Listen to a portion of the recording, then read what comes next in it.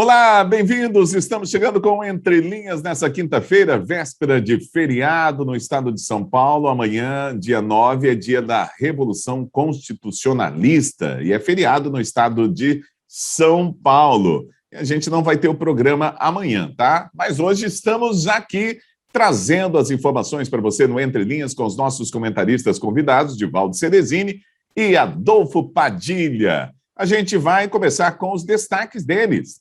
Divaldo Ceresini, seja bem-vindo. Vamos lá para o seu destaque, meu amigo. Olá a todos, muito bom dia. É sempre um prazer enorme estar aqui. Vamos que vamos. Infelizmente, amanhã não estaremos juntos, mas hoje tem bastante coisa bacana aqui no programa, né? O meu destaque de hoje vai para a privatização dos Correios, que o governo optou por fazer a venda da empresa inteira, né, de uma só vez, como foi apontado por um estudo prévio. Parabéns para o governo por essa iniciativa, ela é muito importante, sim, e, no meu entendimento, isso contribuirá também para o desenvolvimento da empresa e para o desenvolvimento do Brasil. Eu fiz uma enquete no meu Instagram a respeito desse tema e 82% das pessoas que votaram, elas também eram favoráveis. As que votaram de maneira contrária tinham algum receio do fato da empresa ser vendida em um bloco só, isso acabar dando muito poder para alguma outra empresa. E também de deixar de servir comunidades que hoje têm difícil acesso. Na prática, o que nós temos visto é que outras empresas de logística têm suprido essa lacuna de prestar serviço nas favelas, por exemplo, nos locais de difícil acesso. Por isso, eu realmente não acredito que a gente vá ter um resultado ruim com isso, não. Agora, é certo que precisamos acabar, não só privatizar a empresa, mas também acabar com o monopólio, porque o monopólio privado ele é pior do que o estatal. Muito bem, vamos lá para o destaque do Adolfo Padilha. Adolfo Padilha, bem-vindo, seu destaque. O meu destaque, primeiro um alô para toda a nossa audiência, aí, agradecer a todo mundo, TV Brasileira, que está divulgando muito legal o nosso programa, nossa participação especial lá, a Rádio Prudente News também. O que eu destaco aqui é uma coisa que nós todos devíamos nos preocupar. O que vimos ontem na CPI, uma prisão totalmente arbitrária, sem respeito a qualquer preceito legal, nenhum procedimento jurídico dá o mínimo de condição do presidente da CPI fazer o que ele fez. Tanto é que aquele circo que o mesmo grupo do G7 foi contra, aquilo lá foi tudo uma armada, porque a CPI ela não chama mais atenção. Então, eles querem todo dia criar alguma coisa para virar manchete no dia seguinte, onde tem uma participação ativa dessa mídia militante, ativista, que quer alimentar e tentar colocar agora o presidente Bolsonaro na mesma linha do Lula, que seja de corrupção. Eles não estão preocupados mais com saúde, eles não estão mais preocupados com nada. A preocupação deles agora é outra. Por que foi preso? Olha o absurdo se isso virar moda. Um áudio, duas pessoas conversando, cita o nome dele e ele é preso. Vocês estão me ouvindo? Já pensou se isso virar moda? Você já pensou se agora as pessoas constroem uma conversa de WhatsApp, chega para uma determinada autoridade e ele prende, e você nem participou daquele áudio, o teu nome é citado. Então, isso é muito grave. Grave a ponto de deixar eles fazerem o que eles querem. Mordeu a língua, despertou as Forças Armadas, que ainda é uma esperança de controle nesse país, porque do jeito que as coisas estão indo, pode se complicar muito mais. Muito bem, esse é o nosso primeiro assunto de hoje. A gente vai discutir isso agora. O presidente da CPI da Covid, senador Omar Aziz, determinou ontem a prisão do ex-diretor de logística do Ministério da Saúde, Roberto Dias. Segundo Aziz, a decisão foi tomada porque Dias mentiu e cometeu perjúrio durante o depoimento, isto é, violou o juramento de falar de verdade, ou falar a verdade. A prisão foi determinada às 5h26 da tarde e Roberto Dias foi levado para a delegacia da Polícia do Senado por volta das 6 horas da tarde, quando a sessão da CPI foi encerrada. Após pagar fiança de R$ 1.100, Roberto Dias deixou a delegacia pouco antes das 11h20 da noite. Vamos lá, comentando esse assunto, vamos com o Divaldo Ceresini. Pois é, sem dúvida alguma, esse foi um fato inédito, né, para essa CPI. Nós já assistimos lá muita gente falando mentira, e dessa vez o Roberto acabou saindo preso de lá. Mas também, gente, será que os nossos senadores esperavam que ele dissesse lá, não, eu realmente cobrei propina, né? O Roberto Dias é uma pessoa muito enrolada. Ele é da turma do deputado paranaense Ricardo Barros. Ele que já esteve enrolado em caso com uma dessas empresas que está em investigação agora, enquanto ministro da Saúde. Então, no meu entendimento, tem rolo aí. Agora, prova disso, no meu entendimento, até agora não surgiu. Por isso, eu gostaria que fosse feito um trabalho sério na CPI de investigação, para que, confirmadas essas denúncias, houvesse a punição das pessoas envolvidas. Se essa medida de prisão, por conta das mentiras contadas pelo Roberto Dias, ela é motivo suficiente para prender, eu, sinceramente, não tenho elementos para fazer esse julgamento. Agora, se mentir, se cometer perjúrio, cometer crime, realmente, no meu entendimento, tem que haver punição. Muito bem, vamos lá. Adolfo Padilha, você começou o seu destaque com essa notícia e agora tem mais uma oportunidade aí para falar. Vamos lá. Haja vista que a gente tem que deixar uma coisa um pouquinho mais clara. Ele não foi uma indicação, ele foi uma indicação do Mandetta. O Mandetta que pegou o nome dele e levou no Ministério da Saúde, ainda como deputado federal. A informação correta que esses deputados quais foram citados levaram o nome dele até o Mandetta. Então, evitam falar a participação do Mandetta, mas, na verdade, o Mandetta que pegou o nome levou lá no Ministério da Saúde e falou, por favor, coloque esse cara aí. Existe alguns envolvimentos deles que ele disse na CPI, o qual ele já foi até absolvido. Ele quis, outra coisa muito importante dizer também, que ele quis calcar um cargo mais alto e foi impedido justamente porque havia essas sombras sobre a carreira dele. Ou seja, o sistema de trava do governo federal funciona e funciona muito bem. É isso que não é dito na CPI e nem por aqueles que ficam aqui querendo atacar o governo Bolsonaro a todo tempo. O Brasil avançou muito no quesito corrupção, mas muito, como nunca visto na história. Agora, o que é que eles querem? Eles querem pegar um caso que não foi pago um centavo, se esquecendo que esses mesmos que acusam o governo Bolsonaro, eles diziam, compre a vacina, compre a vacina. É emergência, precisamos salvar o povo brasileiro. Compre a vacina. Eu vi isso aqui nessa bancada. Independente de qualquer coisa, compre a vacina. Não precisa nem da Anvisa, foi dito aqui nessa bancada. Não precisa nem da Anvisa. Compre a vacina. Outro fato que eles não levam em consideração, que é importante a gente registrar aqui, que em agosto do ano passado o governo provisionou mais quantos e quantos bilhões, 9 bilhões de reais, para comprar uma vacina que ainda não estava aprovada pela Anvisa. Então, é a mesma prevaricação que agora acusam o Bolsonaro. Quando você, de uma forma racional, começa a avaliar, você vê que esse discurso é mais um que cai por terra. Tinha empenho, ótimo. Mostrou que as travas do governo para tentar evitar a corrupção funcionam. Tanto é que ela não foi paga. Era isso que tinha que estar sendo agora exaltado. Era isso agora que tinha que estar sendo falado a todo tempo. Mas não deu certo colar sobre o tratamento preventivo, que muitos vão se sentir culpados. Ontem estourou mais um grande estudo, e ainda mais, o estudo fala até da cloroquina. Então, muitos aí vão sentir-se culpados, porque nós poderíamos ter evitado muitas mortes se nós não tivéssemos caído nessa narrativa política. Tentaram depois o gabinete paralelo, e agora estão tentando a vacina, já vou terminar, eu disse, sabe por quê? Porque o Brasil é um país que dá show em vacinação. O Brasil explode de sucesso em vacinação. Então é mais uma bandeira que eles estão vendo que o Bolsonaro pode usar o ano que vem, então eles querem atacar e colar ali um crime de corrupção. Então é uma pena o berrante virtual fazer tanta cabeça dessa turma. Muito bem, vamos lá. Agora o Divaldo pediu a palavra. Divaldo, vamos lá para a sua réplica. Eu pedi a palavra e antes de eu iniciar minha réplica, eu vou mostrar aqui para quem está nos assistindo em vídeo, né? Essa daqui é a belíssima Serra do Rio do Rastro, ó. Vocês conhecem?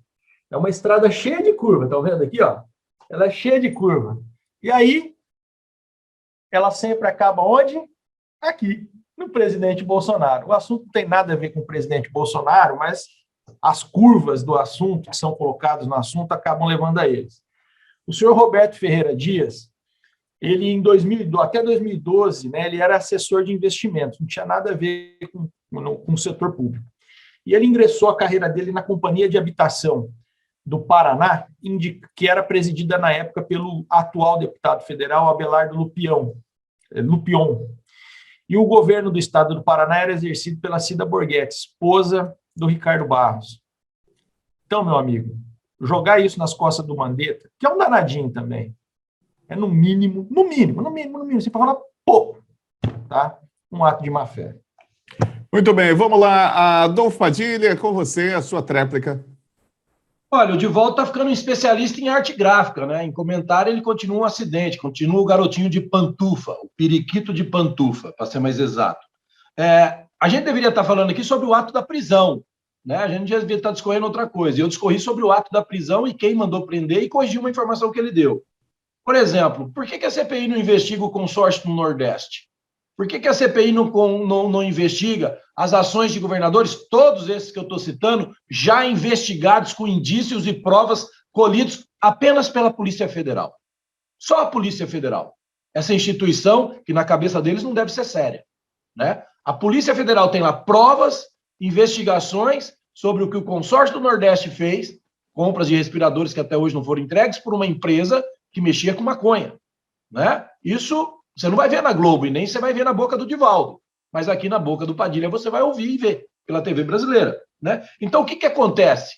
Sabe o outro detalhe, para mim fechar meu comentário com chave de ouro dessa conversinha de vacina superfaturada, o Eudes Figueiredo, você da TV brasileira e você da Prudente News? Em junho agora, dia 17, mais ou menos por aí, a Coronavac foi oferecida mais 1 milhão de doses por $16. Você entende o que eu estou falando? Não? Por $16. E daí? É o superfaturamento, que não teve pagamento, que teve impedimentos para que a corrupção não fosse atendida, e eles estão sendo aqui, eles não, né? Alguns aqui estão querendo julgar e comparar um governo sério com os governos corruptos que nós tivemos antigamente. Muito bem, vamos lá para o nosso segundo assunto de hoje, aqui no Entre Linhas, dessa quinta-feira. A matéria é o seguinte, é sobre Presidente Prudente. A Prefeitura da cidade anunciou ontem que a empresa responsável pela auditoria na concessionária Prudente Urbano está em fase de contratação pela Secretaria Municipal de Finanças. O executivo informou ainda que a modalidade de contratação será de inexigibilidade de licitação. A contratação de uma empresa de auditoria da Prudente Urbano foi divulgada pelo prefeito Ed Thomas no dia 1º de julho, durante uma reunião com representantes do sindicato. Comentando esse assunto, a gente começa com Adolfo Padilha. Adolfo, com você. É o processo mais natural que tem que ser feito. Não adianta, tem que colocar pessoas realmente que tenham especialidade em verificação de planilha, né? É uma conta matemática, ela é muito complexa, porque ela envolve vários departamentos de gestão, necessita conhecimento administrativo, necessita conhecimento prático da operação, então tem que ser feito por especialistas. E a não exigência da licitação é pela pressa também de se apurar, porque atinge diretamente a sociedade prudentina, né, que está aí com o transporte a meia boca. Então, eu acho que é o primeiro passo, o primeiro processo para começar a desmascarar esse sistema de transporte que nós temos em Prudente, com seus defeitos, seus problemas que são muito sérios, que vêm de muito tempo, e que agora, no sentido de desmascarar, para limpar e recomeçar tudo de novo. Eu já disse aqui e reafirmo, será necessário reinventar esse setor, será necessário usar a tecnologia para atender a demanda que nós temos, para conseguir cobrir os custos que nós temos hoje no setor. Eu disse outro dia aqui e repito, o setor de transporte urbano teve uma perda durante a pandemia de mais de 24 bilhões de reais. Muitas empresas quebraram. Então, ou seja, o modelo antigo não dá mais para ser aplicado. Muito bem, vamos lá, Divaldo Ceresini, como é que você vê aí a contratação da prefeitura de uma empresa, né, para verificar as contas da Prudente Urbano? Nós precisamos separar essa notícia em duas partes, né? A primeira parte é realmente sobre a necessidade de se ter gente especializada nesse assunto para conferir as contas, porque aqui não está se tratando de sistema de transporte, aqui está se tratando de contrato que foi feito a respeito da suposta alegação, né, da empresa de inviabilidade econômico-financeira cumprindo as regras do contrato. Sistema de transporte coletivo urbano é outro assunto, é da área de engenharia, e aí é outro assunto que se trata. Em relação ao tema da viabilidade da execução econômico-financeira do contrato, portanto, né, é fundamental que tenham essas pessoas especializadas no assunto para fazer essa análise. A prefeitura não dispõe e nem deve dispor mesmo de gente com qualidades tão específicas para fazer esse tipo de perícia. Portanto, ela tem que recorrer ao mercado para fazer a contratação. Sobre a forma de contratação por dispensa de licitação, alguns podem criticar porque isso facilitaria algum tipo de fraude. Olha, é evidente que esse tipo de contratação ele foi utilizado por muitos daqueles que quiseram fraudar os cofres públicos. Porém, nesse caso, eu sinceramente não vejo outra forma de fazê-lo em razão da urgência que se tem em fazer esse contrato. E não é uma urgência criada, ela foi uma urgência realmente que surgiu do nada. A urgência criada é aquela que o administrador ele vai esperando a situação ficar complicada até que ela se complica para ele adotar esse tipo de contrato, o que, no meu entendimento, não é o caso dessa situação. Então, para fazer o fechamento do meu comentário, eu entendo que a prefeitura acerta nessas duas questões, tanto em contratar gente especializada para fazer esta perícia nas contas da empresa, quanto também em fazer essa contratação de maneira urgente. Muito bem, a gente vai num rápido intervalo, voltamos daqui a pouco com mais Entre Linhas na TV Brasileira e também na Prudente News 1070.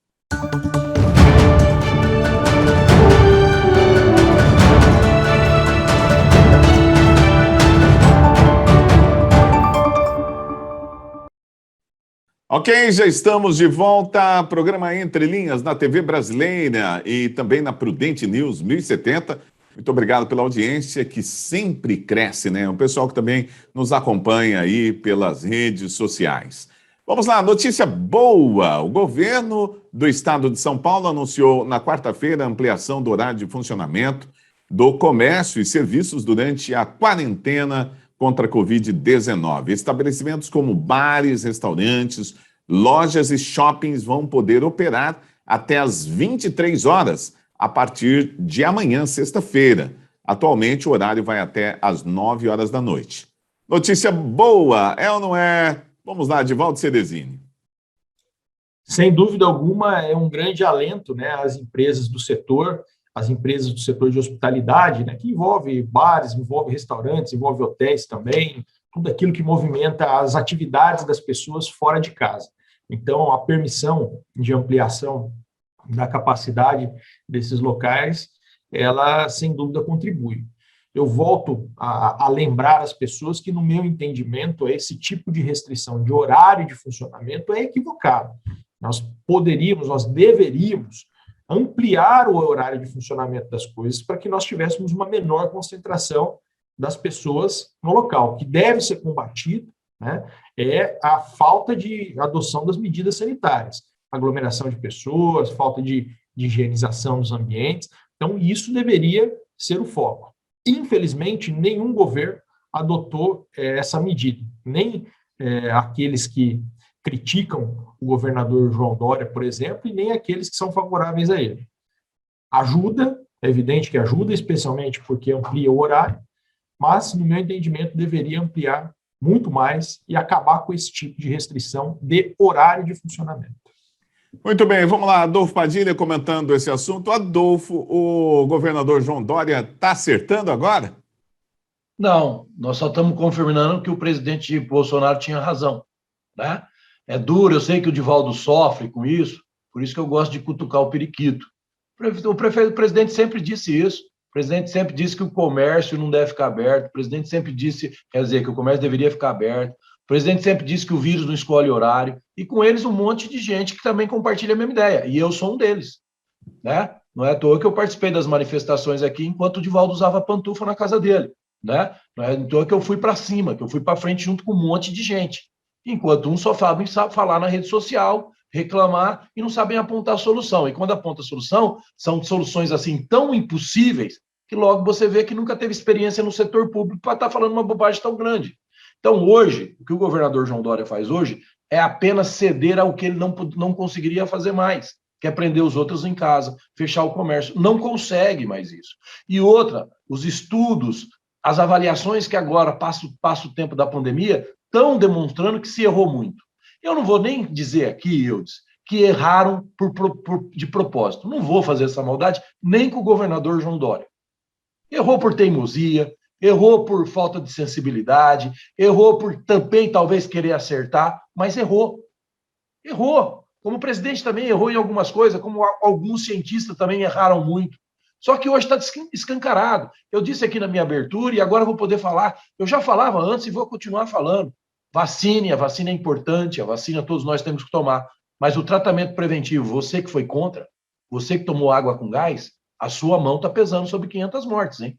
Nós poderíamos ter evitado muito se não tivéssemos politizados tanto ou caído na narração do berrante virtual. Ontem, eu repito, saiu outro grande estudo dizendo de como que poderia ser tratado as pessoas com vários remédios dessa linha que atacam diretamente a causa pior que o Covid causa nas pessoas. Então, quer dizer, na incerteza do certo, numa guerra, vale a pena arriscar. E quem arriscou, como eu e tantos que acreditam e defenderam o tratamento precoce, e como o presidente Bolsonaro, que o comércio também não deveria ficar fechado, hoje eu estou com a minha consciência muito mais tranquila. Muito bem, vamos lá, Divaldo Cerezini, para a sua réplica. Divaldo, é com você. Pois é, meus amigos, coloquei aqui, para quem nos assiste em vídeo, de novo aqui, ó, Serra do Rio do Rastro. O assunto desvia e cai lá no presidente, que não tem nada a ver com esse assunto, gente. Vamos ter a responsabilidade de tratar ó, bares, shoppings, restaurantes, cinemas, vejam como fica o comércio e serviços em São Paulo a partir de sexta-feira. A notícia é sobre a evolução do Plano São Paulo. É sobre permitir que aquela pessoa que está com o comércio fechado volte a trabalhar, e ela está com o comércio fechado, sim, por uma decisão errada dos governantes, prefeitos, governadores que trancaram as cidades em vez de ampliar os horários de funcionamento. Também é responsabilidade daqueles que deixaram de combater a pandemia da forma que devia no campo da saúde, ignorando propostas de aquisição de vacina, ignorando a necessidade de ter os suprimentos para se aplicar as vacinas. Também é responsabilidade dessas pessoas.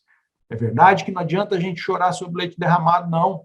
Não adianta a gente ficar aqui reclamando que o Dória fechou, que o Bolsonaro não comprou vacina.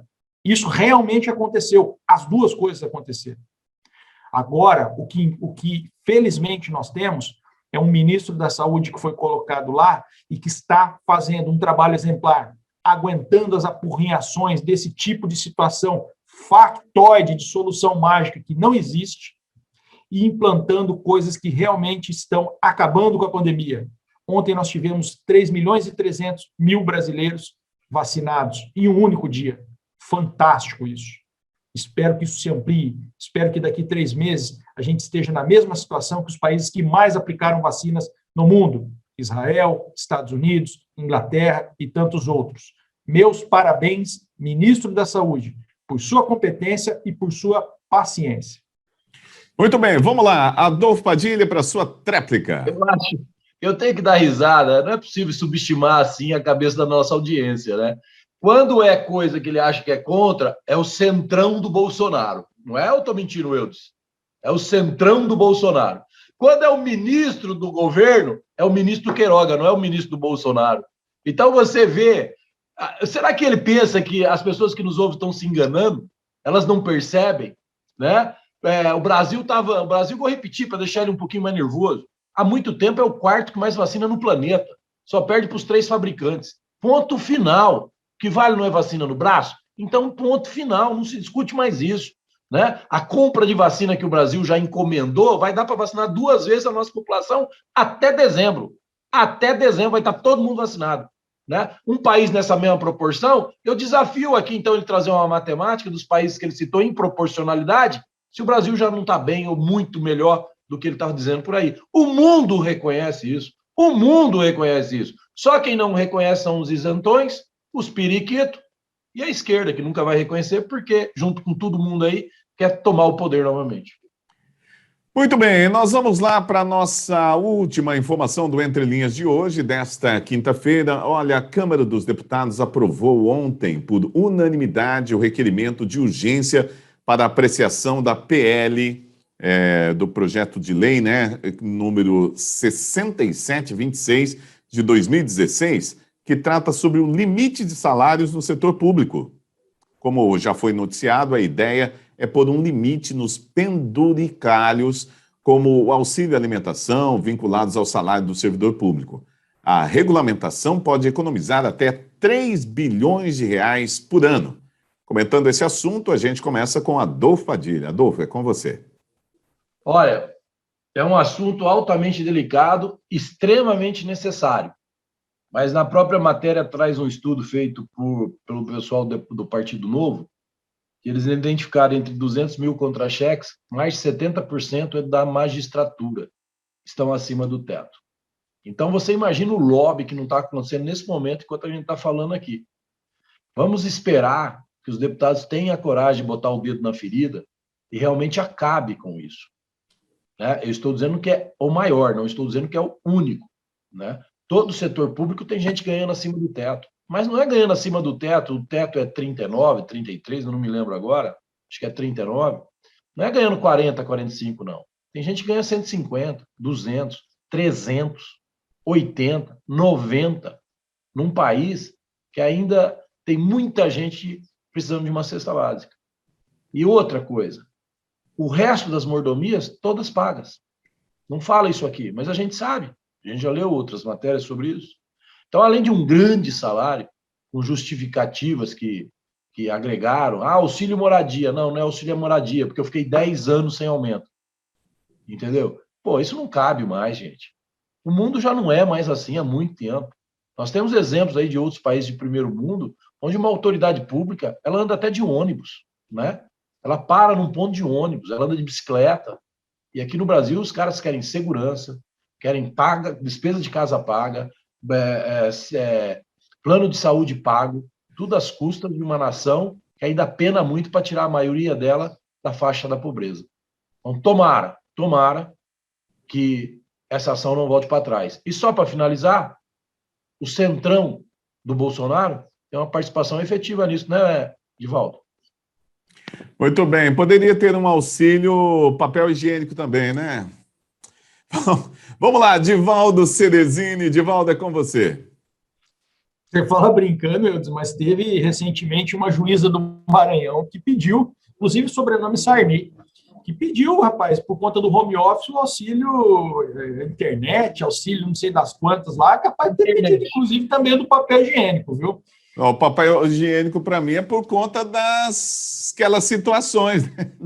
Das decisões. Aí haja papel, hein, Eudes?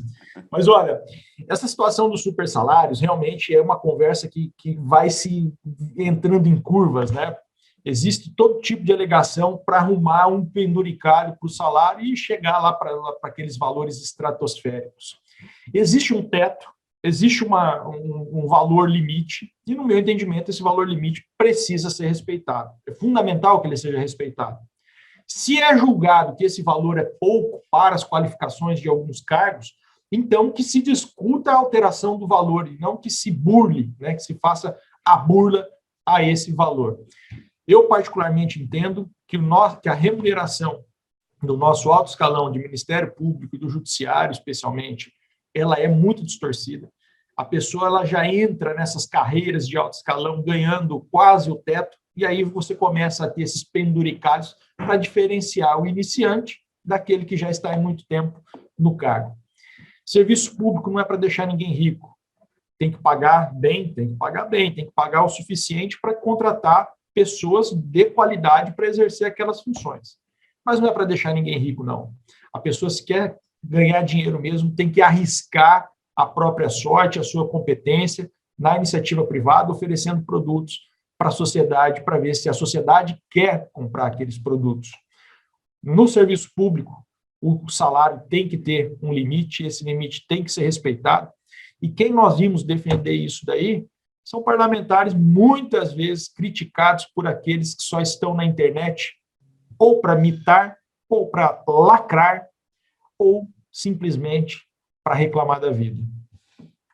Muito bem, é isso aí. Nós estamos encerrando o nosso Jornal Entre Linhas de hoje. Gente, muito obrigado pela audiência. Amanhã é feriado no estado de São Paulo, dia 9 de julho, Revolução Constitucionalista, né? A gente vai comemorar isso com um bom feriado.